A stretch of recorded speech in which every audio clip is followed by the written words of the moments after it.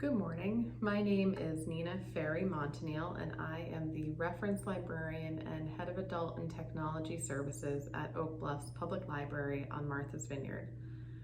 Welcome to our 5th annual Maritime Month in honor of Gordon Goodwin that we celebrate every September with programming and highlights from our Maritime collection.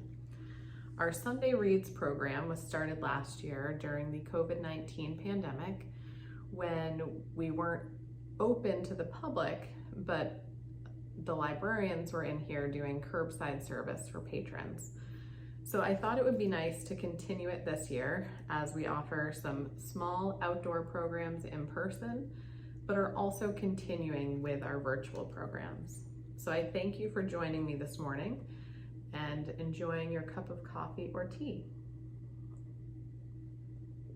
If you want any more information about Maritime Month, you can find it on our website, oakbluffslibrary.org, under events, and we have all the past year's programming as well as this year's programs. We're giving you information about how to register. So this morning, I will be reading to you from Nelson Sigelman's book, Martha's Vineyard, Fish Tales. And in our Maritime collection, we have very, very old books and we have new books. Fish Tales came out a couple of years ago after Nelson retired from being the longtime editor of the Martha's Vineyard Times. Not only is he a writer and a reporter, but he is also an esteemed fisherman. So this book is really great because not only does it weave together the stories of our community as a fishing community and a community where people help each other, but it also includes advice. So he has advice about equipment that you need to use, hooks, places to go, fishing spots, times of the year, bait. There are recipes. This book is full of pictures, it's easy to read, and it's fun. And you might even know some characters in there. One of the themes that I picked up throughout the book was the Derby. The 76th Derby starts on Sunday the 12th, and it goes through Saturday, October 16th. Officially named the Striped Bass and Bluefish Derby this past year, and then this coming year, the Derby has not been allowing for striped bass to be entered in, and that's mostly so that they can recoup their numbers in our local waters. So I'm going to start reading from chapter 12, and this chapter is called Reading the Water. What makes one stretch of water productive and another devoid of fish? Knowing the signs is one way to increase the odds of catching a fish. In 1988, the Globe Pequot Press published Reading the Water, Adventures in Surf Fishing from Martha's Vineyard. The author was Robert Post of West Tisbury, a self-described fisherman trapped in the body of a dentist. I met Bob shortly after I moved to the vineyard. Bob was one of the island's few dentists. Although he was not accepting new patients, I was able to get an appointment because I qualified for Bob's version of preferred status.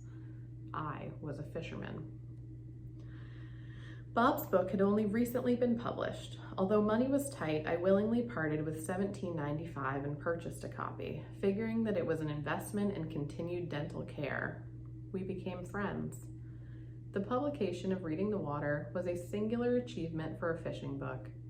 Bob managed to draw out vineyard fishermen, many of them not known for freely discussing their fishing techniques. Tight-lipped, Whit Manter described his favorite tide to fish squibnocket. Roberto Gemrani shared his theories on fly fishing. Cooper Gilks described what it takes to find a big bass, and Janet Messino provided practical advice on the need to strip backline.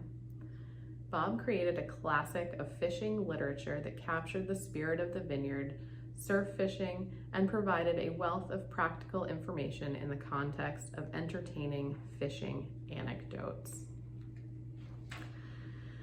So this book, I feel, is much like Bob Post's Reading the Water, a book that I had heard about growing up and that my dad, Michael, who also fishes in his spare time, read many years ago and shared with me.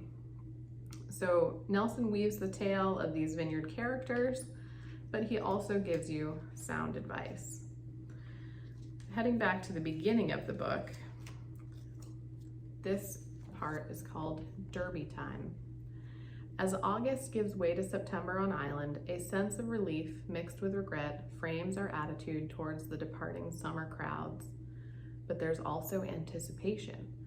The annual Martha's Vineyard Striped Bass and Bluefish Derby is about to begin, and for those who succumb to the Derby's 5-week spell, the days will be measured in terms of tides, winds, bait, and fishing success.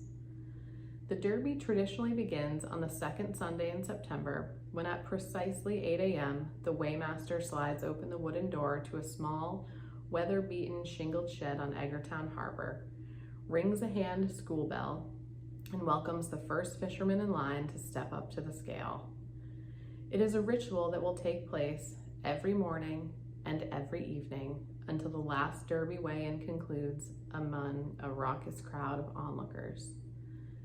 The Derbies hold on to those who return to fish it year after year. It's always difficult to explain to the uninitiated. A fishing tournament? Well, yes, it is a tournament, but it is hardly prizes that motivate most fishermen. Great fishing? Sometimes, but often fishermen go day after day without catching a fish. Glory? Sure, that's part of it, to win the acclaim of our fellow fishermen.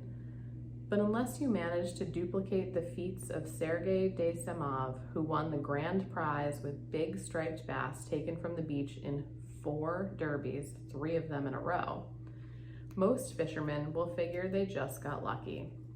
At its simplest, the Derby is a fishing contest that began in 1946 as a way to bolster the economic life of the island in the fall shoulder season.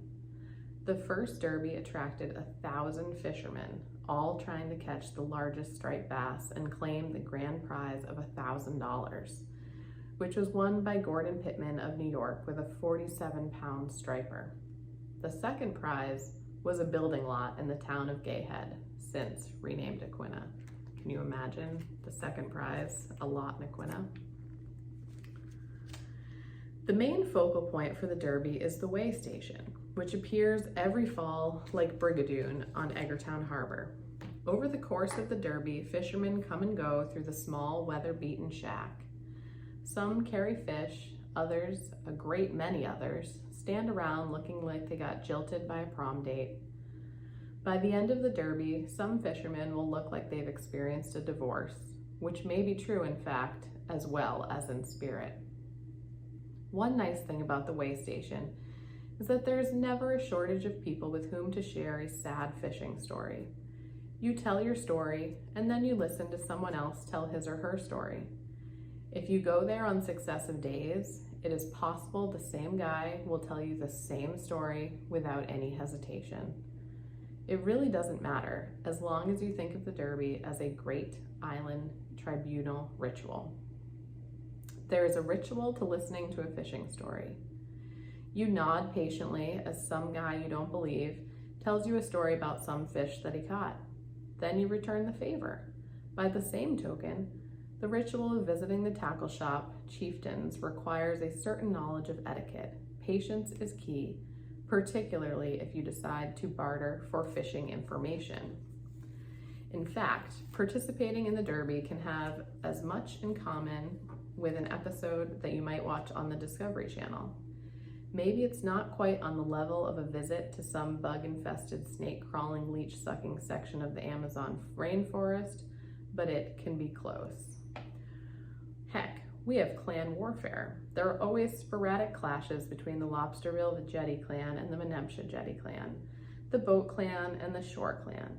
Insults and metal jigs get tossed across the channel until the Derby elders decide to put a stop to it. I have often thought fishermen should show up dressed in gourds imported from New Guinea instead of waders and really have it out. The Derby is as much a state of mind as it is a season. And for some fishermen, it is a short cast out of their minds. False albacore and bonito are the two species responsible for most of the nuttiness that takes place in light of day on Martha's Vineyard. Not that bass fishermen are necessarily sane, but except for the rare blitz at Waysquee or Squibnocket, bass fishermen rarely are forced to congregate at close quarters, and most bass fishing from shore takes place at night. He goes on to describe the craziness of catching albies and bonito, which is quite entertaining, and I highly suggest that you check this book out from the library. But we're going to end with how to participate in the Derby.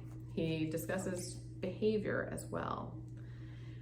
And he says, year-round vineyarders dislike August, in part because the pace of the summer ratchets up. Some folks clearly need a few days to slow down and leave the city behind, to leave the cell phone at home, or at very least, turn it off.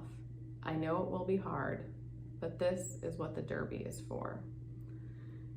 Fishing comportment is as much a part of the Derby as catching fish. If you bring a big fish into the weigh station and the scale puts you on the leaderboard, don't shriek and yell like a contestant on The Price is Right who just won a toaster oven. Be cool, be gracious, accept the congratulations, but show some reserve. A tip of the cap rounding the bases without hot dogging it. No funky dance in the end zone, just drop the ball and go back to the huddle. Do you want to look like a lucky fisherman or a good one? Even when your catch is simply the result of absolute dumb luck, just remember, it was your dumb luck. Accept the accolades from those people who wish they had gotten lucky, and don't say anything to dispel the image that you pointed to center field and homered. Fishing tactics for making the time to go fishing are an integral part of Derby success. Generally speaking, fishermen who have been married for more than 20 years will have no problem. Their spouses are happy to see them get out of the house. And I like that he ends this behavior with a photo of two Derby fisher women, Olga Hirschhorn and Mary Palmer, both at the weigh station. That's one of the great things about the Derby, and in particular this book, is that it really is a whole community thing. They have the kids Derby, they have, kids fishing in the Derby, they have shore fishing, they have boat fishing, women, men, elders, tourists from off island, people who just come here to fish the Derby every year, and then our locals fish the Derby. So if you get a chance, I highly recommend checking out Martha's Vineyard Fish Tales by Nelson Sigelman. I hope you enjoy this wonderful Labor Day weekend and enjoy your coffee, and join me next week as we read another excerpt from a book in our Maritime collection. Thank you for joining me.